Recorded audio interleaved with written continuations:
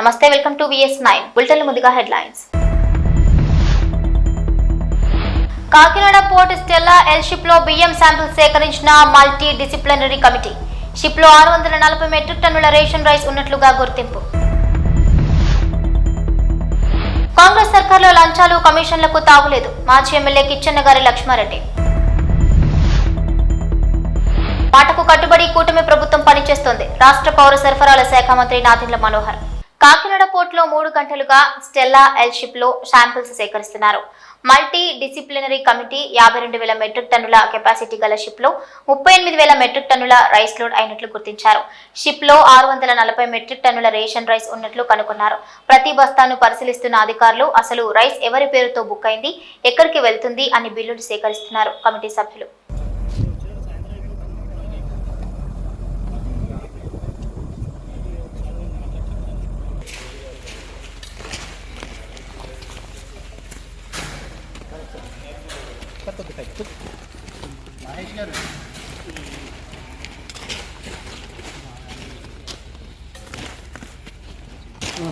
రాశక్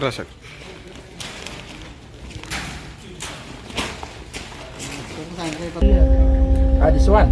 Yes, per year, how many times do you come to Kakinada Port for loading of rice? Per year. I think this first time they come here. I don't know if previous. Are you staying here from how many days? I think they arrived 22 or 22 of November. 22 November. You came here. గత ప్రభుత్వంలో మాదిరిగా ఈ కాంగ్రెస్ సర్కారంలో లంచాలు, కమిషన్లు ఉండవని కాంట్రాక్టర్లను మహేశ్వరం నియోజకవర్గం Congress incharge మాజీ MLA Kichannagari Lakshma Reddy హెచ్చరించారు.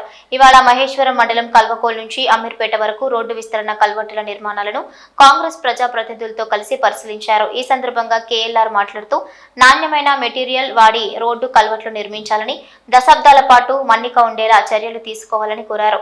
రోడ్డు నిర్మాణ పనులను క్షేత్రస్థాయిలో పరిశీలించారు కిచ్చెన్నగారు. ఇక 5 కిలోమీటర్ల మేర 8 కోట్లతో డబుల్ లైన్ రోడ్డు నిర్మాణం జరుగుతుంది. సీఎం రేవంత్ రెడ్డి గారి ప్రజాపాలనలో ప్రతి గ్రామానికి రోడ్డు, ప్రతి అమ్మకు ఇల్లు, అవ్వకు పెన్షన్ ఇవ్వాలన్నదే ప్రభుత్వ లక్ష్యమని లక్ష్మారెడ్డి చెప్పారు. ఈ కార్యక్రమంలో భాగంగా కల్వకోల్లో ఇటీవల మరణించిన కాంగ్రెస్ సీనియర్ నాయకులు సాయిని భీమరెడ్డి దశదిన కర్మలో కేఎల్ఆర్ పాల్గొన్నారు. వారి కుటుంబ సభ్యులు గోపాల్ రెడ్డి, హనుమంత్ రెడ్డి, భూపాల్ రెడ్డిని పరామర్శించారు కాంగ్రెస్ నాయకులు. ఈ కార్యక్రమంలో మహేశ్వరం నియోజకవర్గం కాంగ్రెస్ శ్రేణులు భారీ సంఖ్యలో పాల్గొన్నారు.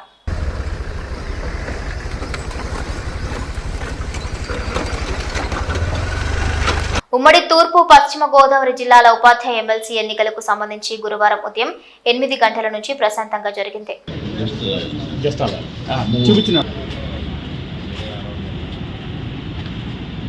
సమర్థవంతంగా, నిజాయితీగా, మాటకు కట్టుబడి కూటమి ప్రభుత్వం పనిచేస్తుందని రాష్ట్ర పౌర సరఫరాల శాఖ మంత్రి నాదెండ్ల మనోహర్ అవనిగడ్డలో రెవెన్యూ సమావేశ మందిరంలో నియోజకవర్గ స్థాయి ధాన్యం కొనుగోలు సమీక్ష సమావేశం మంత్రి అధ్యక్షతన నిర్వహించారు.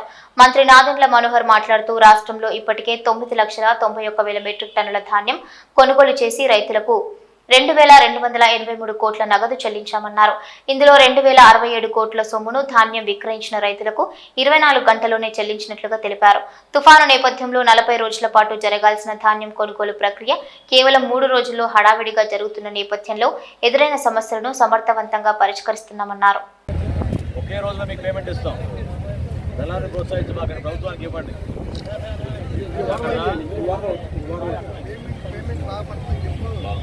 ఎన్ని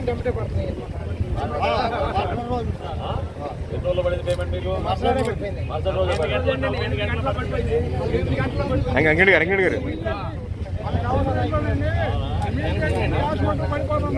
గారు మా నాన్నగారి క్లాస్మేట్.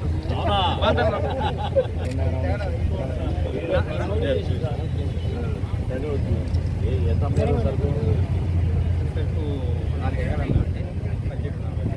అంటే బాగా అనిపించింది. 17:40 ఎన్ని గంటలు పడింది? ఇంకా కూడా ముందు పడుతుంది. బాగా ఇచ్చాము.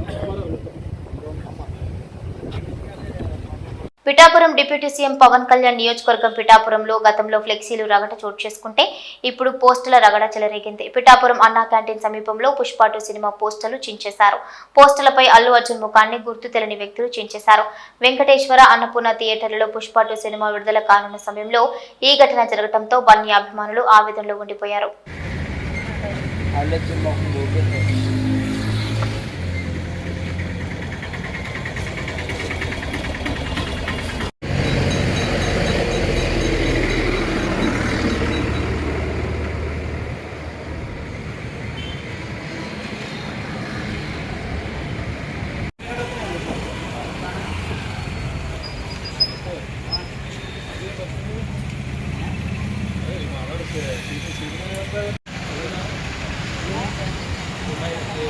పుష్ప 2 సినిమా చూడడానికి వచ్చిన ఓ మహిళ థియేటర్ దగ్గర తొక్కిసలాటలో మృతి చెందగా ఆర్టీసీ క్రాస్ రోడ్ లో ఓ థియేటర్ వద్ద రాత్రి జరిగిన తొక్కిసలాటలో దిల్సుఖ్ నగర్ కు చెందిన రేవతి అనే మహిళ ప్రేక్షకురాలు మృతి చెందింది.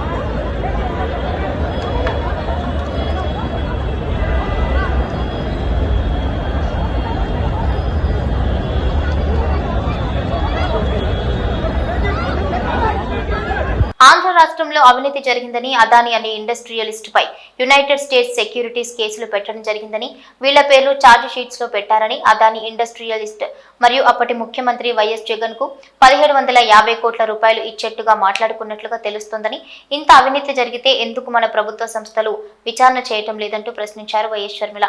ఈరోజు విజయవాడలోని యాంటీ కరప్షన్ బ్యూరో ఆఫీస్ కి కాంగ్రెస్ పార్టీ తరఫున మేము రావడం జరిగింది. ఎందుకంటే ఇటీవల అదానీ గ్రీన్ ఆంధ్ర రాష్ట్రంలో 2021 సంవత్సరంలో చేసుకున్న సోలార్ పవర్ డీల్ లో ఉన్న కరప్షన్ కోణాన్ని వెలుగులోకి తీసుకురావాలి అని మేము కోరడం జరిగింది. మరొకసారి గుర్తు చేసుకుందాం, ఆంధ్ర రాష్ట్రంలో ఒక కరప్ట్ ఈవెంట్ జరిగితే 2021లో అది ఆంధ్ర రాష్ట్రంలో బయటపడలేదు, భారతదేశంలో బయటపడలేదు, ఎక్కడో అమెరికా దేశంలో United states federal bureau of investigation లో ఆంధ్ర రాష్ట్రంలో కరప్షన్ జరిగింది. అదానీ అనే ఇండస్ట్రియలిస్టు ఆంధ్ర రాష్ట్ర ప్రభుత్వంతో ఒక పవర్ డీల్ అప్పటి ముఖ్యమంత్రి జగన్మోహన్ రెడ్డి గారికి 1750 కోట్ల రూపాయలు లంచం ఇచ్చారు అన్న విషయం ఎక్కడో అమెరికా దర్యాప్తు సంస్థలు బయటపెట్టాయి. దాంతో United states securities and exchange commission వీళ్ల మీద కేసులు కూడా పెట్టారు. వీళ్ల పేర్లు ఛార్జ్ షీట్లలో చేర్చారు. ఎందుకంటే అదానీ గ్రూప్ చెందిన వీళ్లు అదానీ సంస్థల ద్వారా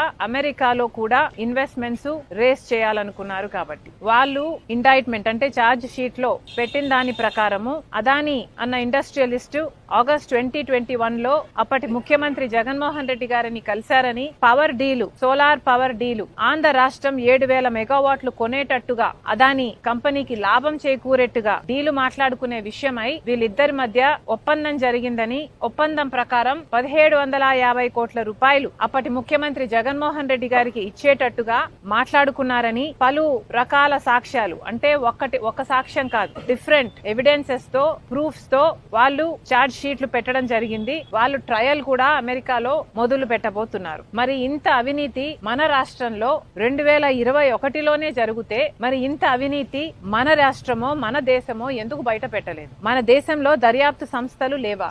మన దేశంలో అవినీతి జరిగింది అన్న విషయం బయటపెట్టే సంస్థలే లేవా?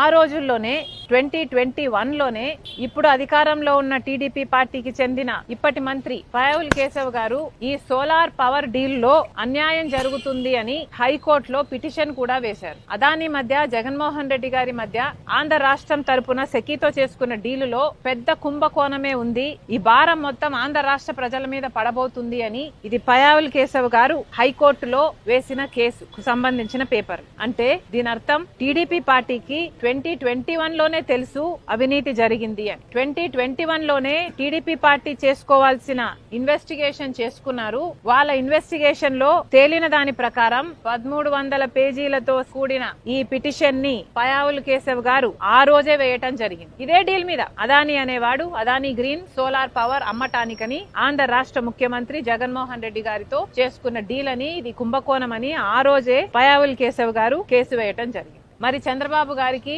తెలుగుదేశం పార్టీకి ఇంత స్పష్టంగా తెలిసిన విషయం, అది కూడా 2021లోనే తెలిసిన విషయం ఇంత అవినీతి జరిగింది అని, ఇది ఒక పెద్ద కుంభకోణము అని. మరి ఇంతవరకు ఎందుకు ఏమీ చేయటం లేదు? ఇప్పుడు అదే చంద్రబాబు గారు అధికారంలో ఉన్నారు, ఇదే పయావుల్ కేశవ్ గారు మంత్రిగా ఉన్నారు. మరి ఇప్పుడు వీళ్ళు ఏం చేస్తున్నట్టు? వాస్తవానికి ఆలోచించాల్సింది ఏమిటంటే ఇక్కడ నష్టపోయేది ఎవరో కాదు, నష్టపోయేది నాయకులు కాదు, నష్టపోయేది అదానీ కాదు, నష్టపోయేది జగన్మోహన్ రెడ్డి గారు కాదు, చంద్రబాబు గారు అంతకంటే కాదు. నష్టపోయేది ఇక్కడ ఆంధ్ర రాష్ట్ర ప్రజలు. పక్క రాష్ట్రంలో ₹99 ఇదే పవర్ సప్లై డీలు చేసుకుంటే ఆంధ్ర రాష్ట్రంలోని అప్పటి ముఖ్యమంత్రి జగన్మోహన్ రెడ్డి గారు మాత్రం ₹2.49 డీల్ చేసుకున్నారు. అంటే 50 పైసలకు ఎక్కువ డీల్ చేసుకున్నారు. అది కూడా 25 సంవత్సరాల కోసం ఒకటే లాకిన్, ఇదే ప్రైస్ ను లాకిన్ చేశారు. ఒకప్పుడు సోలార్ పవర్ కొనాలి అంటే పోనీ తయారు చేయాలి అన్నా సోలార్ ప్యానెల్సే చాలా ఖరీదయ్యేవి. ఆ రోజుల్లో సోలార్ పవర్ యూనిట్ ధర ప్రొడ్యూస్ చేయాలంటే ₹10 ఆ రోజుల్లో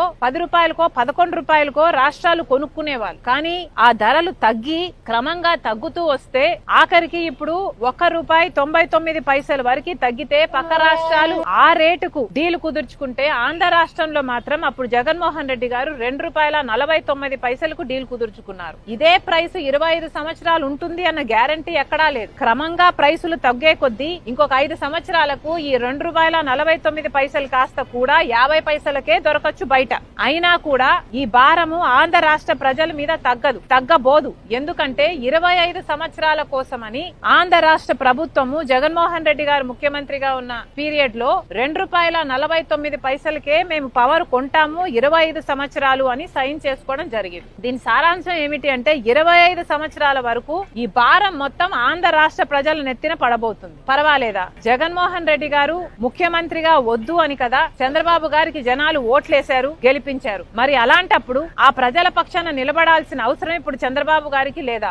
ఇంత అవినీతి జరిగితే అవినీతి మీద ఆ రోజు పయావుల్ కేశవ్ గారు హైకోర్టు కూడా వెళ్తే మరి ఇప్పుడు కనీసం ఎంక్వైరీ వేయటానికి కూడా మీరు ఎందుకు భయపడుతున్నారని అడుగుతున్నాం. మొన్న అసెంబ్లీలో చంద్రబాబు గారు మాట్లాడుతూ కనీసం అదానీ అన్న పేరు ఉచ్చరించడానికి కూడా భయపడుతున్నారు. అవినీతి జరిగిందని చెప్తున్నారు, జగన్మోహన్ రెడ్డి గారు డబ్బులు తీసుకున్నారని చెప్తున్నారు, కానీ ఇచ్చింది మాత్రం అదానీ అని చెప్పడానికి భయపడుతున్నారు. ఎందుకంటే అదానీ బీజేపీ మనిషి కాబట్టి, మోడీ మనిషి కాబట్టి, చంద్రబాబు గారికి టీడీపీకి అలయన్స్ ఉంది కాబట్టి, అంటే వారి స్వార్థ రాజకీయాల కోసం, వాళ్ళ స్వార్థ రాజకీయ ప్రయోజనాల కోసం అదానీని కాపాడే పనిలో పడ్డారు చంద్రబాబు గారు. ఏ అదానీ మీద అయితే పయావుల్ కేశవ్ గారు కేసు వేశారో అదే అదానీని కాపాడే పనిలో పడ్డారు ఇప్పుడు చంద్రబాబు గారు, ముఖ్యమంత్రి గారు. కాకినాడ పోర్టు వెనుక తాడేపల్లి అనకొండలున్నారని, అతి చౌకగా పోర్టు భూములను లాక్కున్నారని AP state aquaculture development authority chairman Anam Venkataramana Reddy అన్నారు. అందరికీ నమస్కారం. Very good morning. మీకు అందరికీ గుర్తుంటుంది, మార్చిలో ఈ సంవత్సరంలో మార్చ్ 17వ తేదీ నేను ఒక ప్రెస్ మీట్ పెట్టా ఇదే స్పాట్లో. ఆ ప్రెస్ మీట్లో నేను క్లియర్గా కాకినాడ డీప్ సీ పోర్ట్ గురించి, కాకినాడ సెజ్ గురించి ఆ రోజు వచ్చిన వార్త, ఆ రోజు ఆ ప్రెస్ మీట్ వార్త, పేపర్లో వచ్చిన వార్త క్లియర్గా ఆ రోజే తెలుగుదేశం పార్టీ చెప్పింది. ఏమని చెప్పింది? జగన్మోహన్ రెడ్డి దొంగతనం చేశాడు, జేబు దొంగ అని క్లియర్గా మేము చెప్పాం.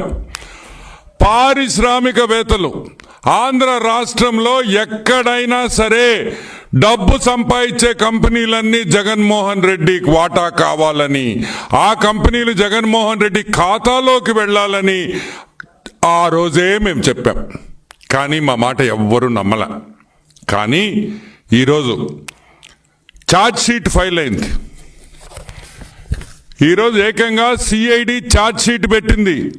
ఎవరి మీద పెట్టింది, ఎందుకు పెట్టింది, కాకినాడ సెజ్ ఏంది, కాకినాడ డీప్ సీ పోర్ట్ ఏంది అనే 2 విషయాలు ఈరోజు మనం మాట్లాడుకుంటాం. First let me start with Kakinada deep sea port. Kakinada SEZ. Kakinada SEZ 8,320 ఎకరాలు. ఎంత? 8,320 ఎకరాలు కాకినాడ సెజ్ విస్తరణ. పెద్ద ఏరియా. వన్ ఆఫ్ ది, నాకు తెలిసి శ్రీ సిటీ తర్వాత కాకినాడ సెజ్ చాలా పెద్దది ఆంధ్ర రాష్ట్రంలో. ఈ సెజ్ మీద జగన్మోహన్ రెడ్డి కళ్ళు పడ్డాయి. ఎందుకంటే ధనవంతుడు ఎంత ధనం ఉందని ఆ రోజుల్లో ఆవులు ఎంత ఉన్నాయంటే పెద్ద రెడ్డో లేకపోతే పెద్ద మనిషో ధనవంతుడో అని చెప్పేవాళ్ళు. ఇప్పుడు భూములు ఎంత ఉంటే అంత ధనవంతుడు అనే విషయం మీరందరూ గుర్తుపెట్టుకోవాలి. ఫిబ్రవరి 28, 2012లో గవర్నమెంట్ ఆఫ్ ఇండియా కాకినాడ సెజ్కి 2012లో కాకినాడ సెజ్కి 8,320 ఎకరాలు ఇచ్చింది. దిగారు జనాలు. పందులు, చిన్న పంది, పెద్ద పందికి చిన్న పంది పుట్టద్ది. పెద్ద పందులు ముసిలి పందులు అయిపోయినాయి అని చిన్న పందులన్నీ రూట్లోకి వచ్చినాయి. ఈ చిన్న పందులు? విక్రాంత్ రెడ్డి, విక్రాంత్ రెడ్డి, వైవి సుబ్బారెడ్డి కొడుకు శరత్ చంద్రారెడ్డి. ఎవరి శరత్ చంద్రారెడ్డి? మన పొట్టోడు వియంకుడు అన్న. ఏ పొట్టోడు? పొట్టి సారాయి రెడ్డి అల్లుడు అన్న. ఇదే శరత్ రెడ్డి తీహారు జైల్లో 6 నెలలు ఉండేసి వచ్చాడు లిక్కర్ స్కామ్లో. ఇంకెవరు? The great Vijayasai Reddy MP. పొట్టి సారాయి రెడ్డి కూడా ఈరోజు ఈ ఎఫ్ఐఆర్లో పెట్టారు. ఎందుకు పెట్టారు? ఎందుకంటే అరబిందో అనే కంపెనీ, ఏ కంపెనీ దీంట్లో వాటా కొనిందో ఆ అరబిందో వియంకుడు విజయసాయి రెడ్డి, పొట్టి సారాయి రెడ్డి కాబట్టి అని మీకు అందరికీ మనవి చేస్తున్నా. కత్తులు పెట్టారు, గన్నులు పెట్టారు, బెదిరించారు, మీటింగులు పెట్టారు, ఇంటికి రమ్మన్నారు ఆ కేవీ రావు గారిని. కేవీఆర్ గ్రూప్ అంటాం వాళ్ళని. ఆ కేవీ రావుని ఇంటికి రమ్మన్నారు. ఆ విషయం ఏ విధంగా వీళ్ళు ఆ షేర్స్ దొబ్బేశారో అది నేను కాకినాడ సీపోర్ట్ దగ్గరికి వచ్చినప్పుడు మాట్లాడతా. ప్రస్తుతానికి కాకినాడ సెజ్ గురించి మాట్లాడతాం. ఓకే, కాకినాడ సెజ్ 320 ఎకరాలు ఎంతకు కొన్నారో తెలుసా? వాటా కేవీ రావు వాటా దాంట్లో 48.74%లో ఆయనకి ఆల్మోస్ట్ 2011 ఎకరాలు, 4011 ఎకరాలు కేవీ రావు గారి కేవీఆర్ గ్రూప్కి ఉంది. ఈ 4000 ఎకరాలు ఎంత కొన్నారో తెలుసా? గెస్ చేయండి. 12 కోట్ల రూపాయలు. 4011 ఎకరాలు 12 కోట్ల రూపాయలకి బెదిరించి, తుపాకీ పెట్టి బెదిరించి ఈ హాఫ్ టికెట్ జగన్మోహన్ రెడ్డి ఈ డబ్బులు 4000 ఎకరాలు కొట్టేశాడనే విషయం మీరు అందరూ గుర్తుపెట్టుకోవాలి. మంత్రాలయం శ్రీ గురు రాఘవేంద్ర స్వామి మఠం పీఠాధిపతి శ్రీ శ్రీ సుబుధేంద్ర తీర్థులు సభ్యులు సీఎం చంద్రబాబు నాయుడు గారిని ఉండవల్లి నివాసంలో కలిశారు. ఇక సీఎంను స్వామి ఆశీర్వదించారు. రాజధాని నిర్మాణానికి 50 లక్షలను విరాళంగా అందించారు. రాజధానికి విరాళం అందించినందుకు సీఎం కృతజ్ఞతలు తెలిపారు. కష్టపడి పనిచేసిన కార్యకర్తలకు కాంగ్రెస్ పార్టీలో సముచిత స్థానం లభిస్తుందని చెప్పడానికి నిదర్శనం కంటోన్మెంట్ ఎమ్మెల్యే శ్రీ గణేష్ అన్నారు. మారేడుపల్లి సుబ్రహ్మణ్య స్వామి టెంపుల్ కు కాబోయే చైర్మన్ రేపాల వెంకటేశ్వర్లు ఈ నెల 6వ తేదీన ప్రముఖ ఎండోమెంట్ టెంపుల్ మారేడుపల్లి సుబ్రహ్మణ్య స్వామి ఆలయ ధర్మకర్తల మండలి ప్రమాణ స్వీకారం ఉంటుందని వెంకటేశ్వర్లు తెలిపారు. ఈ ప్రమాణ స్వీకార కార్యక్రమానికి ముఖ్య అతిథిగా కంటోన్మెంట్ ఎమ్మెల్యే శ్రీ గణేష్ వస్తారని పేర్కొన్నారు. ఎన్నికల సమయంలో కాంగ్రెస్ పార్టీ కోసం పనిచేసిన ప్రతి కార్యకర్తకు న్యాయం చేస్తానని హామీ ఇచ్చినట్లుగానే ఎమ్మెల్యే శ్రీ గణేష్ కష్టపడి పనిచేసిన వారికి నామినేటెడ్ పదవులు ఇస్తున్నందుకు సంతోషంగా ఉందన్నారు. కాబోయే ఆలయ కమిటీ మెంబర్స్ ఇవన్నీ కూడా మాకు ప్రమాణ సుబ్రహ్మణ్య స్వామి వీళ్ళని కూడా అభిప్రాయం ఎమ్మెల్యే గారు కాపీని కానీ వీళ్ళందరూ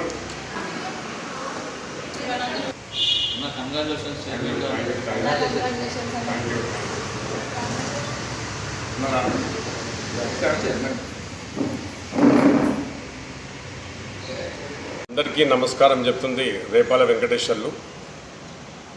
మా ధర్మకర్త సభ్యుల అందరం వెంకటేశ్వర్లు, పి నరసింహారావు గారు, ఎం రామ్మోహన్ గారు, కె పరమేష్ గారు, కె పద్మజ గారు,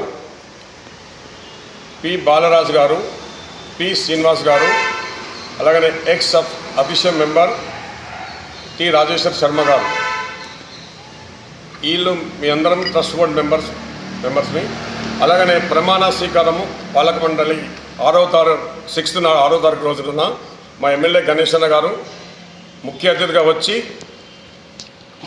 ఈ ప్రోగ్రాంకి ఆయన యొక్క ప్రాముఖ్యతను మా అందరికీ భక్తులకు కూడా వివరిస్తారు. గణేష్ అన్న గారు చీఫ్ గెస్ట్ ఆ రోజు మాకు పాలక మండలి ప్రమాణ స్వీకారం రోజు ఉదయం 9:30 ప్రోగ్రాం పాలక మండలి ప్రమాణ స్వీకారానికి అందరూ వచ్చి విజయవంతం చేయాలని కోరుచున్నాము. అలాగనే ఎలక్షన్ బిఫోర్ ఎమ్మెల్యే కాకముందు చెప్పిన మాటలు కంటోన్మెంట్లో ఇవాళ అభివృద్ధి చేస్తారు, ప్రజలు కూడా చూస్తారు సంతోషంగా. రోజుకు 18 గంటలు పనిచేసి కంటోన్మెంట్ అభివృద్ధి ఎమ్మెల్యే గారు వచ్చినప్పటి నుంచి ఈరోజు జరిగిన అభివృద్ధి చెప్పాలంటే చాలా ఉన్నది. కంటోన్మెంట్ ప్రజలు సంతోషంగా ఉన్నారు. అలాగనే మొదటి సంతకం కష్టపడ్డ కార్యకర్తలకు నామినేటెడ్ పోస్ట్ బోర్డు మెంబరు మా అందరికి అవకాశం రావడం చాలా సంతోషకరమని చెప్తున్నాం. రేపాల వెంకటేశ్వర్లు మా మెంబర్స్ అందరం. జూబ్లీహిల్స్ నియోజకవర్గం Rahmat Nagar division Kamalanagar double bedroom లబ్ధిదారుల చిరకాల కళ ఈ రోజు నెరవేరింది. డబుల్ బెడ్రూమ్ ఇంట్ల కోసం లబ్ధిదారులు తమ సొంత గృహాలు వదిలేసి గత కొన్నేళ్లుగా అద్దె గృహాల్లో నివసించారు. అయితే అర్హులైన లబ్ధిదారులకు పట్టాలు ఇప్పించేందుకు రహమత్ నగర్ కార్పొరేటర్ సిఎన్ రెడ్డి గారు అవిశ్రాంతంగా కృషి చేశారు.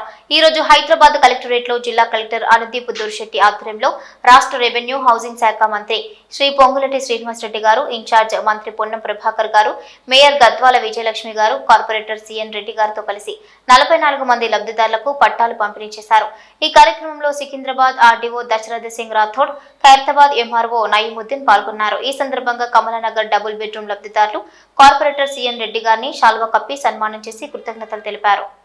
ఈ కార్యక్రమంలో కమలానగర్ వాసులు, రహమత్ నగర్ డివిజన్ కాంగ్రెస్ కార్యకర్తలు పాల్గొన్నారు. ప్రతి ఒక్క పేరున లబ్ధిదారులందరికీ నా కృతజ్ఞతలు. మా సిఎన్ రెడ్డి గారు మా కార్పొరేటర్, మేము రహమత్ నగర్ డివిజన్ నుంచి వచ్చానండి. మేము చాలా అంటే మిడిల్ క్లాస్ అండి. మేము చాలా కష్టపడి మా ఇండ్లు, మా లీడర్స్ ప్రతి ఒక్కరూ మా కోసము మేము ఒక్కొక్కరు ఇళ్ళలో పని చేసుకొని బ్రతుకుతున్నారు. మేము కూడా ఎడ్యుకేటెడ్ అండి, కానీ మాకంటూ సపోర్ట్ చేసిన వాళ్ళు ఎవరు లేరు.